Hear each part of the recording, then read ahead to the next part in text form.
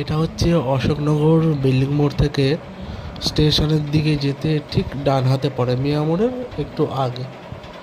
খুব একটা যে বিশাল পরিষ্কার বা বিশাল হাইফাই তা না, তবে মোটামুটি ভালো। তো দেখি কি আছে খাবার দাবার। তো আমাদের মোগলাই চলে এসছে। এখন দুই রুটি মিলে